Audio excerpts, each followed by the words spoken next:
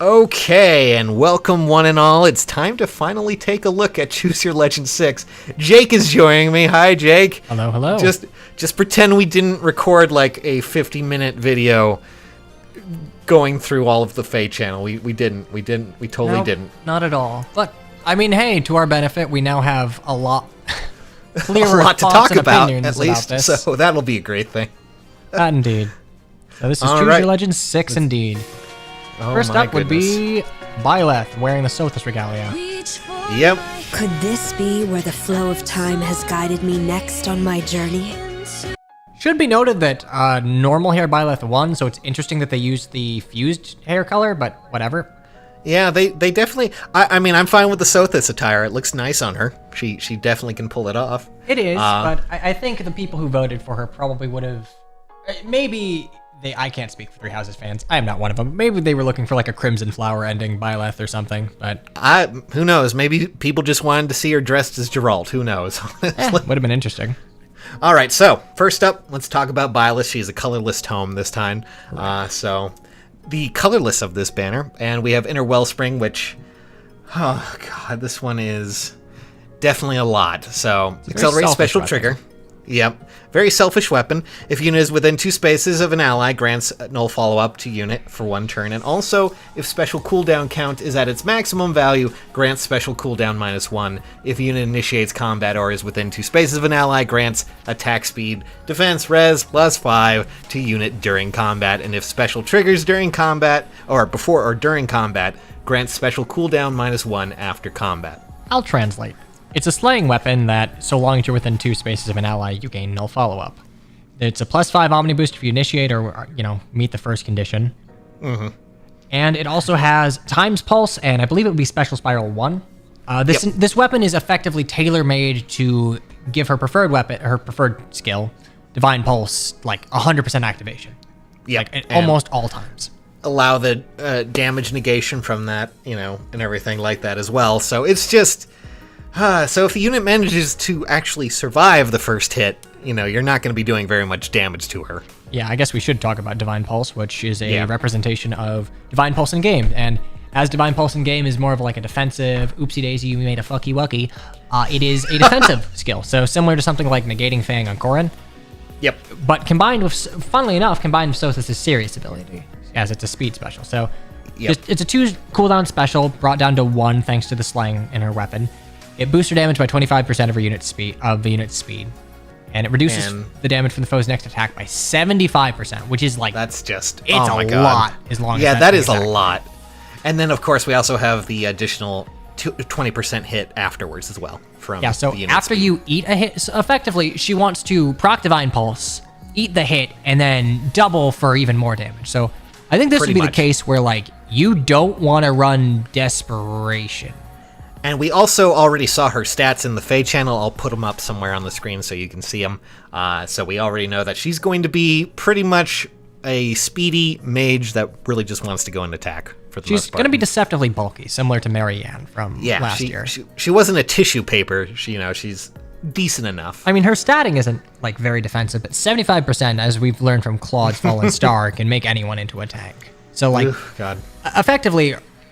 This is actually a really interesting design unit because her new B skill, Speed Preempt 3, which is essentially ranged vantage of no HP threshold that inflicts speed -4. So effectively... As long as she's faster. That's true, and she really wants to be faster, and she really wants to make sure that a foe attacks in between her 2 attacks. So like, her 2 options are she attacks in player phase against like a unit that can counter. She attacks, she negates the damage with Divine Pulse, and then she attacks again for even more damage. Or an enemy initiates... She gets her vantage off, so to speak. So she goes, then the enemy goes, then she goes. So Speed Preempt is effectively meant to make sure Divine Pulse is like, working to its fullest in any situation that Byleth would want to counter. It's ready to trigger when needed. Yeah, so basically, she wants to go into that flow where it's her attacking, they attack, her attack, Simple as that. Indeed. And realistically, the scenarios are... Divine Pulse at the beginning of every map it'll be ready. It gets Time Pulse down. If it is not ready, it will be ready at cooldown ready at the start of the turn because Time Pulse will bring it down. If for some reason let's say Byleth is gonna enemy phase something, like she attacks on player phase and she ends combat with Divine Pulse not on cooldown, she will end with a special charge of 1 effectively. Thanks to the special Spiral 1 in her weapon, it'll be ready. Like after combat, if she has it down, it'll be ready again. So this is just gonna always be up. The only way you're gonna bust through this unit is with damage reduction, piercing specials. Lethality, Deadeye, Young Innis, a few other units that I'm sure I'm missing, but you are going to need that to kill her. You can't unga bunga your way through this. She's just gonna blow you That's up. terrifying to me, honestly. Just A little bit, but I mean, we've seen the value of those skills, and they're gonna hold true. And not only that, but a lot of these, speed preempt can be moved over to other units, all this other fun stuff. So yeah, I can't think of any units that would make fantastic use of it, but like. Yeah. Most Vantage units want to be able to counterattack at both range, and only being able to Vantage at range. This is essentially, Byleth is going to initiate on units that can counter, so to speak. Pretty much. And now it's time to move on to our boy. Well, someone's boy.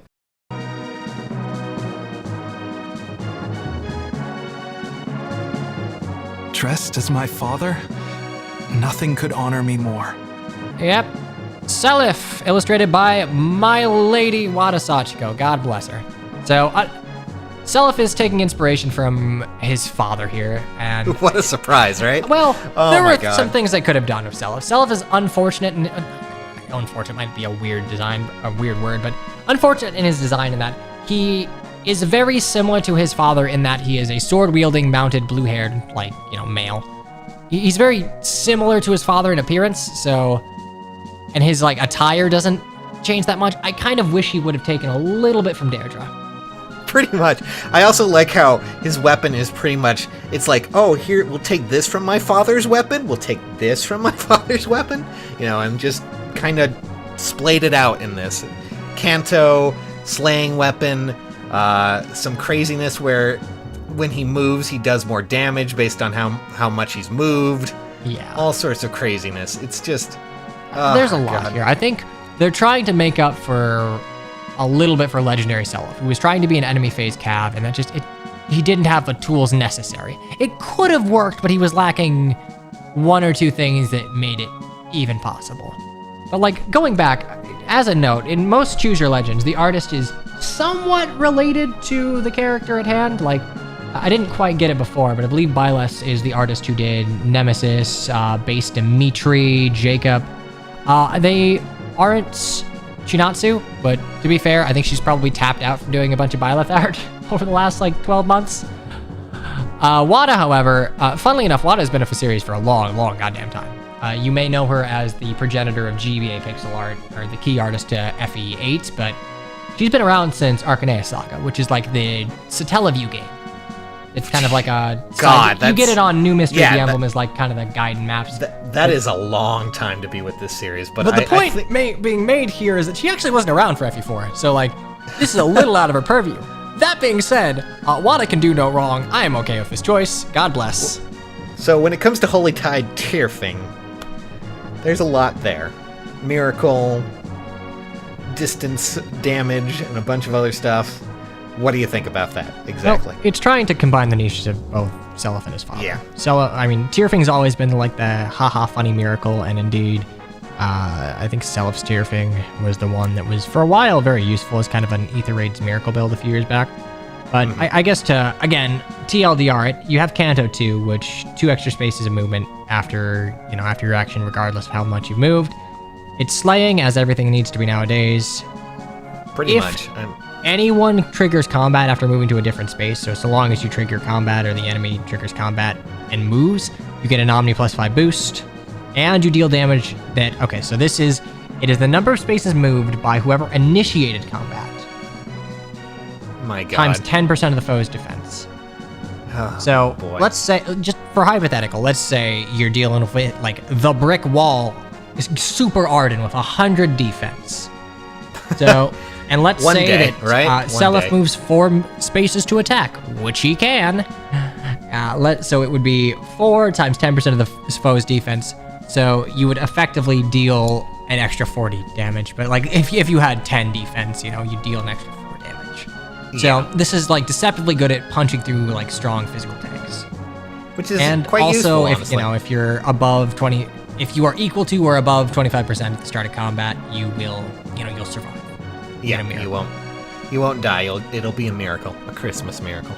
We also have Attack Speed Clash 4, which is a new ability, and honestly, the ability to have additional attack and speed, it's not necessarily something amazing, but I think what really helps is at least, negating some of the attack speed, at least, any of the debuffs that might come your way. And then, of course, the additional spaces and all that fun stuff already there, too. It's just... boy, I hate having to do X equals all of this other fun stuff, but... Alright, well, let me TLDR it. So, Seliph's entire thing, similar to Legendary Sigurd, is moving 4 spaces. Yep. So, assuming you move 4 spaces, you will effectively get a plus 10 bonus to attack speed, which is... Good lord.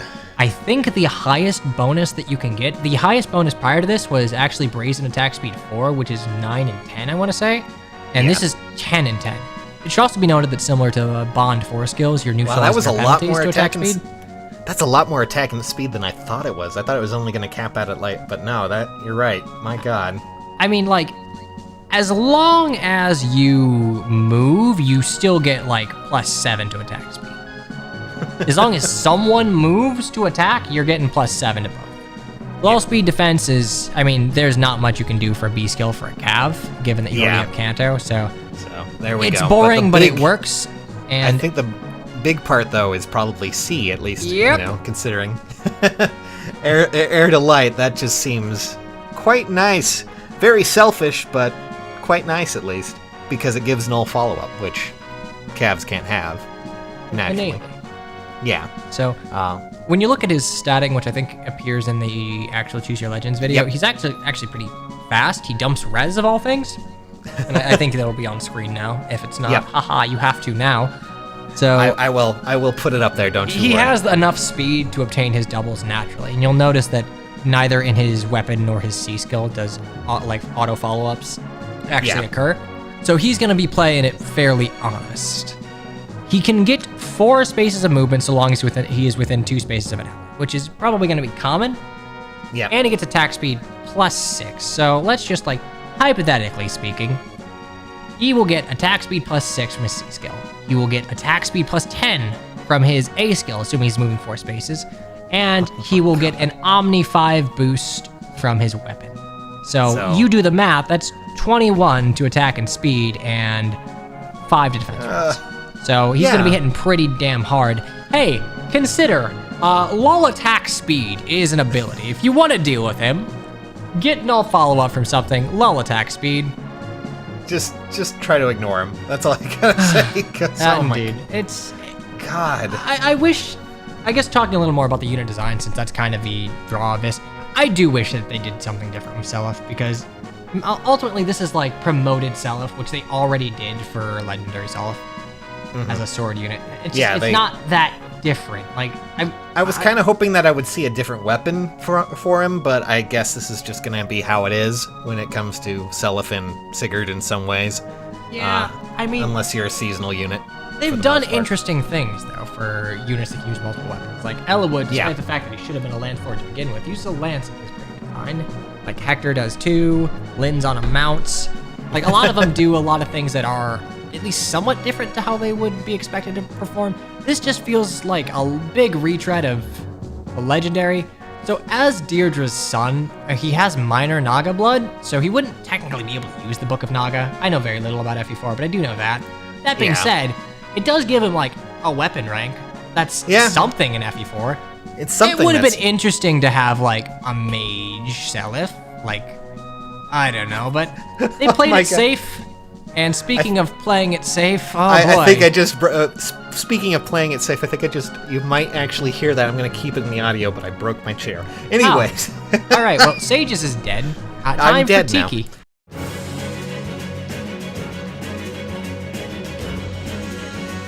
Ever since I've come to Asker, I've met rather a lot of people. So many of them are dear to me now. Time for Tiki time, which might actually be dead as well. This is not going to be... well, I should say you were looking over Tiki's stats and you were like, oh no. I think she's an unfortunate unit in this Choose Your Legends lineup. Talking about her design for a second, there were a couple of ways you could have gone with Adult Tiki that were like people expected. You could go for Naga, her mother, Bantu, her like guardian, Marth, her like closest friend over the years, or the one that a lot of people dreaded because a lot of Adult Tiki fans like the character independent of her appearance in like FE1 and Mystery of the Emblem, would be to do this and Galil design. I've got no horse in this race, but like I can already see that people are going to be I think your design disappointed is about nice. this. I think your design's nice. I mean, nice it's fine. I mean, they had a cipher card of this, but like I don't think it's what people who Yeah, voted for Adult Tiki wanted, because it's just I for mean, Young Tiki. Yeah, it's just Adult Tiki in Young Tiki's clothes, which okay. I mean, I hey, guess at I'll least take this that. time it fits her, unlike the cipher card. Oh my goodness. Well, speaking of designs, we should probably go into her actual kit, and also the fact that she is a green dragon unit, which, oh boy, we have some things to discuss. Yeah. So let's just go ahead and take it away for weapon. Slaying weapon. We already have a armor effective. Well, I mean not armor effective, dragon effective a weapon for her breath, which I completely forgot was actually something that was common for her. And if unit is within 3 spaces of an ally, it'll grant Omni stats increase, basically. So +5 to every stat during combat. Unit makes a guaranteed follow-up attack, and also if unit's attack can trigger their special, grants special cooldown charge -1 to unit before unit's first attack during combat, and if foe's attack can trigger their special, and unit's res is greater than foe's res, greater than and equal to foe's res +5, it will inflict special cooldown +1 on foe before foe's first attack during combat. Cannot exceed the foe's maximum special cooldown, blah-de-blah-de-blah. And then, of course, we have the adaptive damage that most dragons have.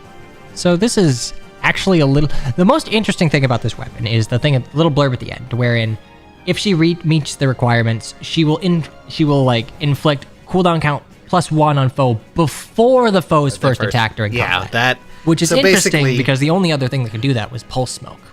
This is basically Vantage Smoke, Vantage Pulse in a sense, just allowing them to just,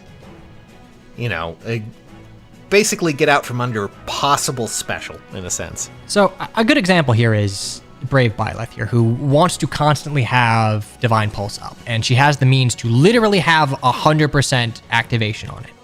If Byleth initiates combat on Tiki with Divine Pulse up, Divine Pulse will, before combat, be essentially brought down by 1, so it will go back to a 1 charge from being ready. And no other weapon in the game can do that, like, before combat. Which, if you slap a guard on her somewhere, she will be able to essentially stop specials. Like, effectively just stop all special damage. Which I think is probably the draw of this unit, should you get drawn guard on her somewhere.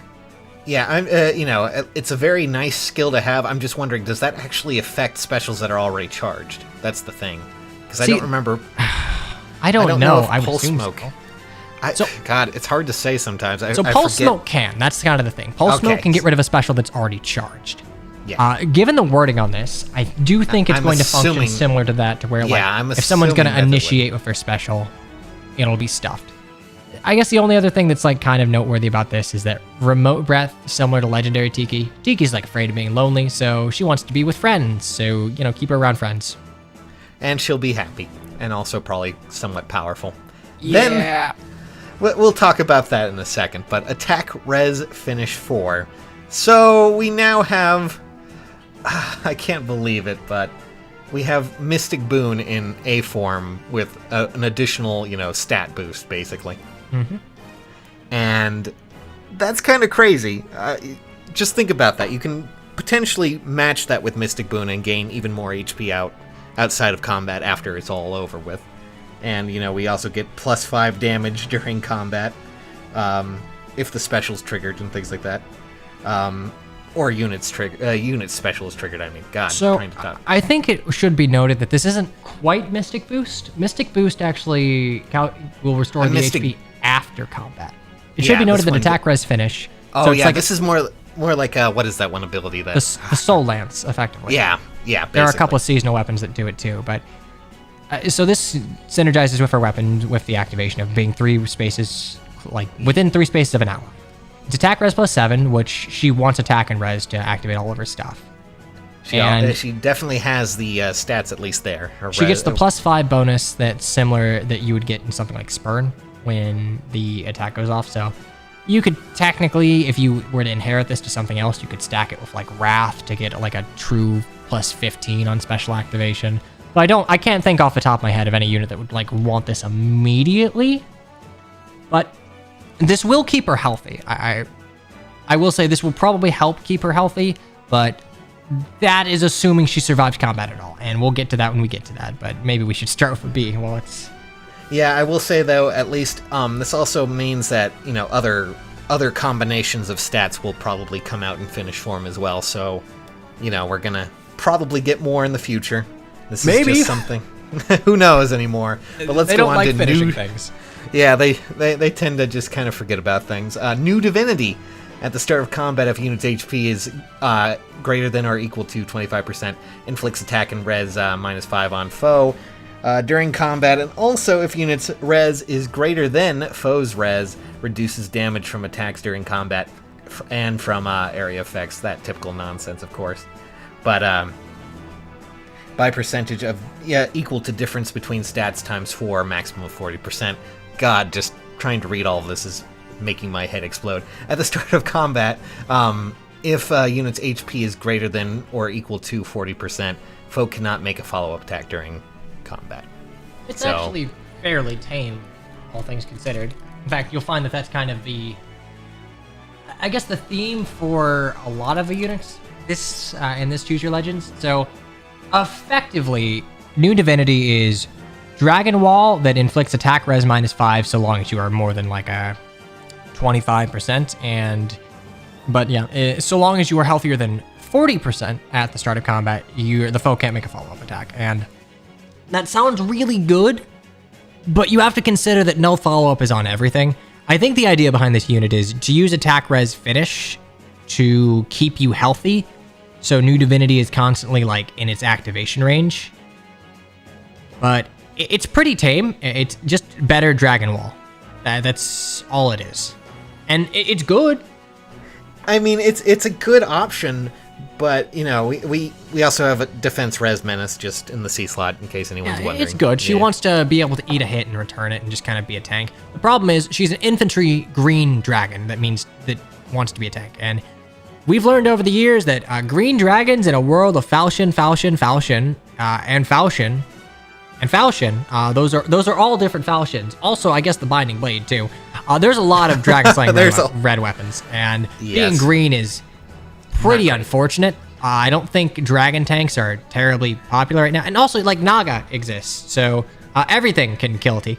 This feels like a really gimped unit. 40% mitigation compared to something like... I mean, compare it to Divine Pulse, where you get, like, the flat 75. Yeah.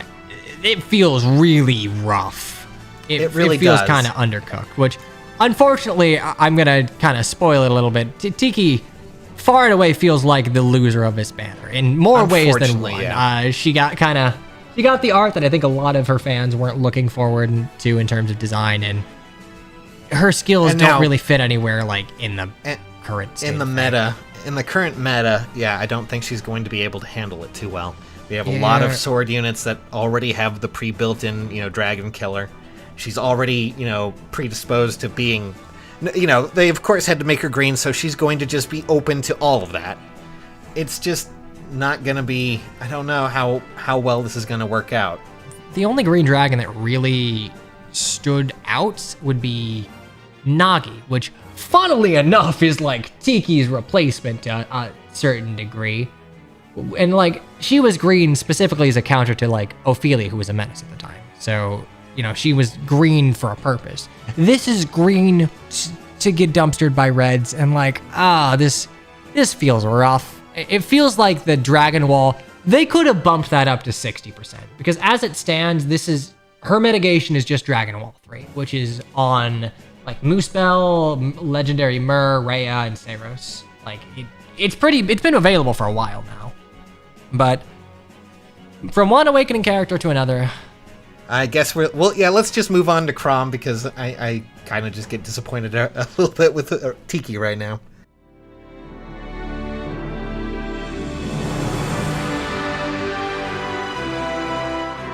For the good of the people, no matter who or where they are. Ah, bless Yusuke Kozaki. I love his art. It's really good, but I still see the paladin in it. So yeah, I mean, the problem was, like, his not ascended outfit was a paladin that took cues from the Great Lord design, and now he's the Great Lord on a horse. So it's very similar. I can understand the confusion. Yeah, it's going to be a little weird, but hey, he still has probably one of the better kits, at least from what I've seen. So let's get into, oh god, Garrett Dreyful? I forget how to... I'd say Girdrifel or something. Yeah, Girdrifel. If you want to be... It's probably still wrong, but I said it with an accent, so it's probably closer. So it's a little bit more correct, you know. Oh my goodness. So we have Accelerate Special Cooldown Trigger, Slaying Effect, Armor Effect, Killer. That's I was thinking, good lord, how many heavy weapons are there? Honestly, there aren't too many that are just armor. I mean, Chrom has for some reason been slotted as like, yes, I do hate armor knights. I would like them to die. They all need to die. In bow form, in spear form. Yeah, that's just... It's weird, because, like, outside of the rapier, he didn't really have, like, that as a niche in Awakening. They just decided that... So, like, colored bows aren't doing so hot. What if we made this one just, like, specifically kill armors? Yeah, let's just make him the most annoying that you can possibly think of when it comes to this. How about that? And they're like, yep, ship it. Let's go. But enough of that. If unit initiates combat or is within 2 spaces of an ally, it will grant Omni bonuses basically to unit during combat. Oh god, X equals number of bonuses and penalties effects active out on unit time. Oh god, this again, times 2 plus 5. Ah, boy, that's okay. You want to take over with that one, because my head hurts. So when we were talking about the Fate channel, I actually got this one wrong, I think, because this is actually somehow more powerful than we thought. So the number of bonus and penalty effects. Mm-hmm. So a bonus effect. What's a bonus effect? That's any stat improvement, I believe, that you get from things like rallies and stuff like that. Not quite, because if we go a little further, it notes that it excludes stat bonuses and stat penalties. Oh, so things like increasing stats and decreasing stats don't count. So basically, you know what is a bonus? Drive null follow-up. Fallen Star. And this will interact with his a fate change. But let's say that he's given someone drive null follow-up, and also, like, you know, screw it. He's got Fallen Star. How would he get that? We'll go to it. But if he has those 2 things on him, and also he's been Dami-Mami'd by, like, Duo Micaiah, so he's got a penalty on him too. He's got 3 things there. He would go ahead and have 3 times 2, so that'd be 6 plus 5. So that would be 11 to all of his... And Omni 11 to all of his stats. Now, granted, you're not going to get that very often, but you will normally get, like, at least the null follow-up effect if you're keeping his base kit. So normally you would have, like, bonus effect on unit 1 times 2, 2 plus 5, 7. So that would be an Omni 7 boost to attack, speed, defense, and res for his weapon. Also, because, you know, Tiki's not allowed to have rights. Also, your foe's first attack during combat is just reduced by a flat 40% regardless. Also, if bonus is active on unit, grants, we're going to call this bonus blade. It's, like, you know, heavy blade. It's special acceleration on attack. So, this is really good. You'll notice the parallel to, like, Gear Skogul from Lucina in Year 1. And Sages, as you are the lore master, I believe you'll notice that this is dedicated to Norse. Yep, of course. Valkyries, right? You can... I believe you actually translated the names earlier, from what I recall. I did Google things. Yes, you did. I know. Crazy, right? Yeah, Gear Skogul, in addition to breaking my fingers in Final Fantasy XIV, is the Spear Shaker Valkyrie of Norse myth. Girdrifel is the spear-flinging Valkyrie of Norse myth. So, Chrom is Mr. Javelin Man, apparently. Also, I'm very upset because that's just a flat-out lie. If you're playing Dragoon, you're dead almost all the time, right? I mean, that's usually how it is. Okay, well, sometimes I pray that I'm not gonna get snapshotted into death eventually. You never We'll see how next tier goes. Yeah, we'll see next expansion, right? Anyways, Ride or die. I'm in Dragoon. we have a Trace obviously already. We have Surge Sparrow. Yeah, but I think the real kicker here is his fate changed, which is to change fate, but different. We promise. It's better. Oh my goodness, I didn't even realize we weren't even. Oh god, I thought we went over it. I'm losing my mind. But yes, I mean, Gear Treeful like interacts with to change fate a lot, or a fate change. Excuse me. So it's understandable. But yeah, that's a very useful skill. It's a reposition, but it also copies the stats, or at least the bonuses on the target ally, and gives it to Chrom, which just no, please, God, no. It's already terrifying enough to have something like this on, just with like, I'm getting legendary Lucina, terrible flashbacks now. It's like my nom. Going into that legendary battle and just having the AI mess around with that skill, I was just like, no, God, just kill me, please. All right, so something that should be noted about a fate changed when compared to Gear Dreefel. Gear Dreefel doesn't care about bonuses that are statistical bonuses, but a fate change will copy any stat bonuses. So if you are, mind you, this is like a reposition refresh if we weren't clear. So let's say you're repositioning someone with like Omni plus 6 bonuses, you will steal all of those, well not steal, you'll copy all of the Omni plus 6 bonuses on Chrom, and then he'll just have an Omni plus 6 bonus. But consider the following. Claude has attacked. Claude has procced Fallen Star on himself. Chrom changes fate on Claude. Chrom now has Fallen Star effects. And that is the end. That is just all it's got to be. Yeah. It's over. Realistically, a fate change is just going to be used to give Chrom null follow-up. If he keeps his like default kit, he'll give null follow-up to an ally within 2 spaces or so. Mm-hmm. He will use a fate change to steal that null follow-up for himself, and then he will attack to bust through units that need null follow-up to kill. That's kind of how it'll work. Goodness that gracious. Being said, consider the following. You can steal buffs. This man's just going to be a stat stacking armor killer. Yeah, this is going to be scary to see him go. The fact that he can just, steal stats and then get to go again, it's just like, It's going to be scary. It's going to be scary. What else could he steal? Huh? What else could he steal? What else could he steal? I'm like, I guess he could steal Duo Roy's. Well, I'm trying to think. Will he be able to steal effectiveness as well from certain things? Because we do have certain, effects that give, like dragon. Dragon oh yeah, you know what? Like you could steal. Hypothetically, if you had Naga giving Dragon Fang to someone and you yoinked that, and they had like, is there Drive Null Sea Disrupt in this? Is there a way to get that? I don't. I'm drawing a blank right now. But like, for example, if Claude had, I don't know, started his turn next to Naga and got the dragon killing effect and attacked and got Fallen Star and has no follow. Actually, he's not an infantry, so scratch that. But like, he has Fallen Star. If Chrom were to change fate upon him, he would copy both of those effects. Oh goodness gracious! That's just it's interesting. Yeah, I think that's. I think he's gonna be very dangerous in the AI's Yeah, hands. this is gonna be scary to see. I don't want to even think about what they'll do in like the actual battle, but yeah. And then of course an infantry speed. Yep. Tactic. We have a new tactic skill. This one will give, plus I believe it is 6 speed. It's kind of hard to read right now. It's kind of cramped in there, but 6 speed to allies as long as you have a mixed variety of, no more than 2 of a certain move type. And then also, if you happen to have an infantry ally with you or around you, they will get null follow-up. Because, of course.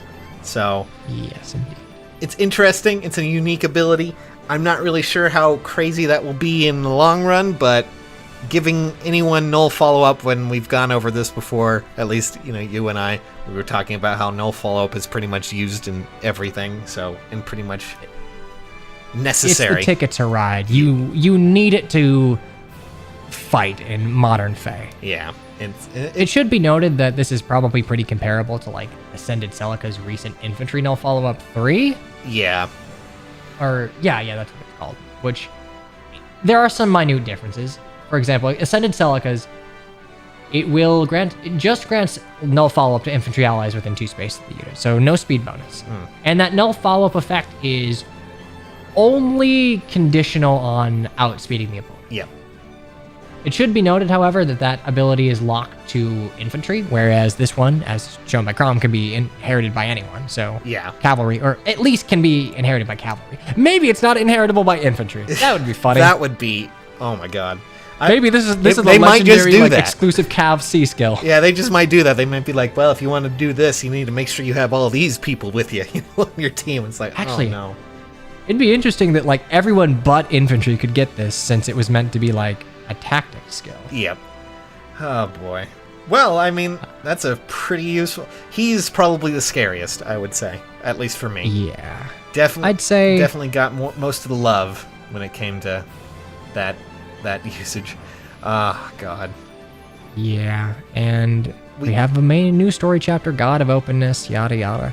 So Oh. I guess let's have a bit of a roundup. Okay. Or, Yeah, let's go with that. what do you think of the design stages of like the 4? The designs are like half a fun of cheap. I will say happy? I'm happy with some of them. I think Seliph's is a little bit just on the nose, but that's kind of to be expected, really. He's going to be his father. No surprise there. A little bit disappointed in Chrom's just being a little bit different, but hey, at least his art is fantastic. I would say the one who got the best, at least design-wise, would probably be, of all things, Byleth. Just because it's Sothis, just looks different. I guess. What would you go with? Well, right now, to sidetrack, I'm looking at the maps for the story map preview, and like God, I'm looking at Brave Tiki. God, it just looks like Young Tiki. These poor people. Looks like slightly taller Young Tiki.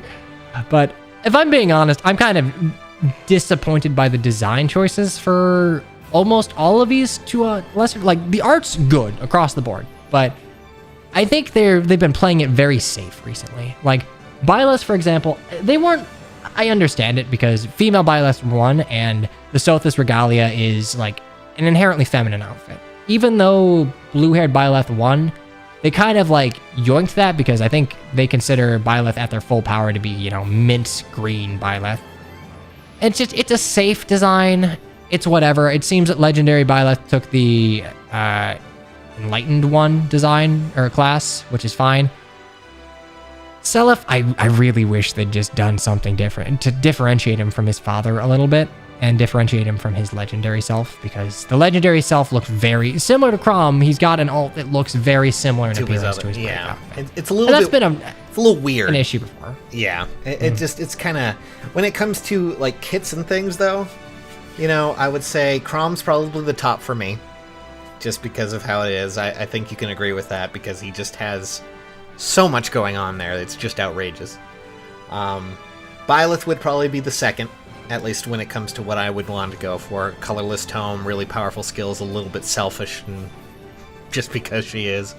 And then finally, Seliph, and then Tiki, because, well, I do like Tiki, but I feel like she just kind of got kicked to the curb a little bit here when it came to her actual setup, which is unfortunate. I'm going to mostly agree with you. I'm actually going to say I'm going to put Seliph above Byleth for the simple purpose that Byleth is interesting in that she is a DR tank that requires Deadeye, Lethality, or like any sort of other DR piercing to bust through. Yeah. But I don't think that she's going to be... I don't know how impactful she'll be in modes that, people care about in terms of like hyper-competitive modes. I think Seliph being able to give himself a selfish 4 move... That's very... in whatever season he wants... That's very useful, might have more utility. I could be wrong on this. Matchups will probably play a key, but we've had colorless nukes before. We've had mages that like hyper-specialize in DR before in Marianne. Yeah. And like Tiki's a green dragon that did not get enough DR to make it worth, and she didn't get null dragon effectiveness. So Tiki just like... kind of got the L here. Yeah, unfortunately. I like the design, I do, but I feel like a lot of the push behind the adult Tiki people are just like, please God, I like Awakening. I don't know what the new mystery or the old mystery of the Emblem is. I'm like 17. But like, can I get like not Young Tiki, please? No, it's old Tiki. But I like Young Tiki, so I'm personally okay with it, but like I am definitely preempting people to be a little salty over this. Also, Jeralt's here. Yeah, we didn't mention it because it was only in the Fae channel, but like, Jeralt is fucking yoked. He 62 attack. 63 attack. 62? I think it was 62, if I recall correctly. Yeah, he's free. You know what? If his stats will be up here somewhere if we're not already showing the footage from the Fae channel anyways. But yeah, he has his own lance, and he has crazy stats, so... Yeah, he's joy. like a more optimized Clive or Fallen Berkut, I would say. We can only like speculate as to what his preferred weapon would be. I'm guessing it gives attack +3 as like a stat bonus instead of like slaying or anything. What if it was only just attack +3? Just yeah, that's it. Just big hurting damage. It's the Silver Lance Plus. Congratulations, you've made it into the game. You get this. Given his speed stat, I think it's probably going to allow for auto follow-up. It's essentially going to probably have Swordbreaker plus some other shenanigans in it. Yeah, you earlier said it was something along the lines of, "Oh, watch it just be Swordbreaker." Which, you know, it makes sense. He's the Blade Breaker. Yeah. In a game where the weapon triangle does not exist, he alone will carry the mantle. Oh God, I mean, Jeralt's a good pick. I'm fine by it, but you know, I don't know who else we could really do it. It's better than you know, the one that got botted last time, or the time before. Then I think it was George. George. Yep. Yeah. I kind of expected another Tellius unit, and to that end, it would probably have been like Stefan, Gerard. God. Who knows? Someone people don't like. I don't know, Lacane, maybe. I think society has moved beyond the need for Tellius Namelesses. Let's have an alt. I'd like to see Stefan eventually. How about an alt for Brigand Boss? How's that sound? We already got. We just got you know him. what? But Fire Dragon, FE7 Fire Dragon. yeah, let's random dragons now. Just throw dragons out there. Batter the Beast. Glass, the Peerless Swordsman. Geb. Ooh, Oh, yes, yeah, Geb. Everyone's favorite brigand boss. Oh God, Geb. All right. Just a little bit of war crimes. All right. Well, I think we should probably end this fairly soon because I have a lot of editing. Wow, we are only 10 minutes shorter than the full Fae channel. So thankfully, this one will be easier to edit, though. So. Yeah, that's true. All right, guys. So. All right. That was your Choose Your Legends. I want to know which character you guys are going with. Feel free to tell me in the comments. As always, thank you, Jake, for joining us, by the way. I will gladly take any opportunity to monologue. And also, feel free to check him out in the description below, as well as my, my social media, which I always have to plug. Bug me on Twitter, check us out on Discord, all that fun stuff. But it's time to get going. I have a lot of editing to do, so... Alrighty. Guess we'll just say goodbye for now, so... Bye, guys! Doodle-oodle, my doodles. Take care. Wow, that was... It's going to be easier to edit, at the very least, because you can just pause.